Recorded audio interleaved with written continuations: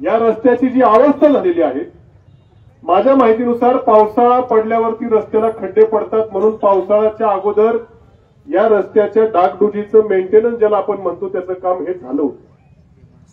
खड्डे बुजून पॅच मारण्याचं काम बऱ्यापैकी झालं होतं.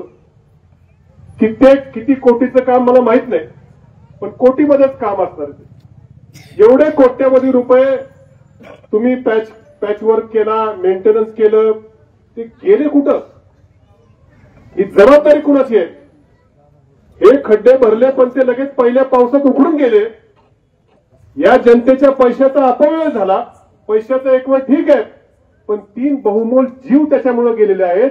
हे नुसतं काही कंटेनरचा ड्रायव्हर याला कारणीभूत नाही, तर ज्या अधिकाऱ्यांनी याच्यामध्ये पैसे खाल्ले ते अधिकारी देखील याला जबाबदार तेवढ्याच प्रकरणे. ज्यांनी या मेंटेनन्सच्या कामामध्ये पैसे खाल्ले असतील, निकृष्ट दर्जाचं काम ज्या ठेकेदारांनी केलं असेल, तो देखील या मृत्यूला तेवढाच जबाबदार आहे असं आमचं म्हणणं आहे. आणि म्हणून आरोपी म्हणून तो ठेकेदार असेल किंवा ज्या अधिकाऱ्यांचं काम होतं हे काम नीट चाललंय का नाही बघायचं, त्या अधिकाऱ्यांवरती गुन्हा दाखल करा, हे आमचं म्हणणं आहे. बरोबर आहे का नाही? तुम्ही आम्हाला कायद्याच्या खोळवाट्या सांगू नका.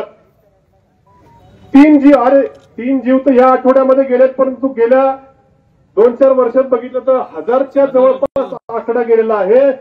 एवढे लोक मरतात. आमच्या जीवनाची काही किंमत आहे का नाही? काय कमीत कमी एखादा गुन्हा दाखल झाल्यावरती पुढचा अधिकारी काळजी घेईल की नको बाबा, आपण जर याच्यामध्ये पैसे खाल्ली, माती खाल्ली, लोकांचे जीव गेले तर आपल्या नोकरीला धोका होईल. आज जर पुढच्या अधिकाऱ्यावर बसेल. म्हणून आमचं म्हणणं आहे त्या अधिकाऱ्यांवर देखील आज गुन्हा दाखल झाला पाहिजे म्हणजे पाहिजे. म्हणजे या तालुक्यातल्या जिल्ह्यातल्या आमच्या जीवाचं मनच राहिलेलं नाही. काय मेली माणसं जाऊ द्या, एखादा मोर्चा येतो, भानगड होतात, परत हाय तसंच पहिल्यासारखं चालू आहे. मी खरं याच्यामध्ये आपल्याला सांगू इच्छितो की आता ठीक आहे, रस्त्याचं काम परत टेंडर झालेलं आहे, नवीन रस्त्याचं काम होईल. आमचे खासदार निलेश लंके साहेबांनी दोनदा त्या ठिकाणी उपोषण केलं होतं या रस्त्याचं काम चालू व्हावं म्हणून. शेवटी लोकप्रतिनिधी म्हणून आम्ही आमच्या मागण्या मांडत असतो, पण अधिकाऱ्यांचं काम आहे, जेव्हा काम मंजूर होतं त्यावेळेस ते चांगल्या प्रकारे होणं. जर एवढे कोट्यावधी रुपये खर्च करून लगेच 2-4 महिन्यात खड्डे पडत असतील आणि माणसांचे जीव जात असतील तर या अधिकाऱ्यांना आपण दोषी का धरू नये? चूक नाही का त्यांची? चूक आहे ना.